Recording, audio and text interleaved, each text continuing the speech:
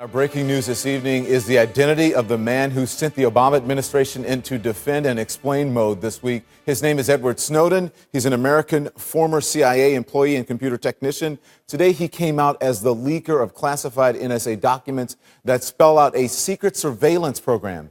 Now, Snowden gave an on-camera interview to the Guardian newspaper, and we're playing it for you in its entirety. Here's some more of it. Listen. One of the extraordinary parts about this episode is that usually whistleblowers do what they do anonymously and take steps to remain anonymous for as long as they can, which they hope often is forever. You, on the other hand, have decided to do the opposite, which is to declare yourself openly as the person behind these disclosures. Why did you choose to do that? I think that the public is owed an explanation of the motivations behind the people who make these disclosures that are outside of the democratic model. When you are subverting the power of government, that's a fundamentally dangerous thing to democracy.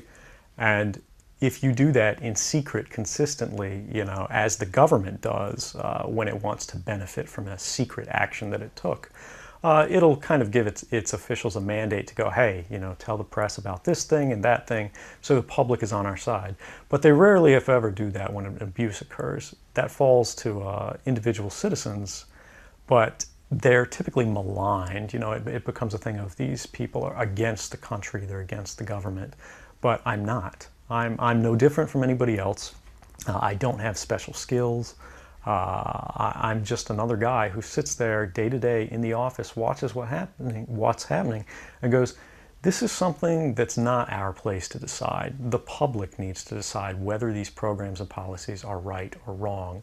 And I'm willing to go on the record to defend the authenticity of them and say, I didn't change these. I didn't modify the story. This is the truth. This is what's happening. You should decide whether we need to be doing this. Have you given thought to what it is that the U.S. government's response to your conduct is in terms of what they might say about you, how they might try to depict you, what they might try to do to you? Yeah, I could be, rendered by the CIA. I could have people come after me, or any of their third-party partners. They work closely with a number of other nations. Or they could pay off the triads, or any of their agents or assets. We've got a CIA station just up the road in the consulate here in Hong Kong, and I'm sure they're going to be very busy for the next week. And that's a fear I'll live under for the rest of my life, however long that happens to be. You can't come forward against the world's most powerful intelligence agencies and be completely free from risk, because they're such powerful adversaries that no one can meaningfully oppose them. If they want to get you, they'll get you in time. But at the same time, you have to make a determination about what it is that's important to you. And if living unfreely but comfortably is something you're willing to accept, and I think many of us are, it's the human nature. You can get up every day, you can go to work, you can collect your large paycheck for relatively little work against the public interest, and go to sleep at night after watching your shows. But if you realize that that's the world that you helped create, and it's going to get worse with the next generation and the next generation who extend the capabilities of this sort of architecture of oppression, you realize that you might be willing to accept any risk. And it doesn't matter what the outcome is, so long as the public gets to make their own decisions about how that's applied. Why should people care about surveillance?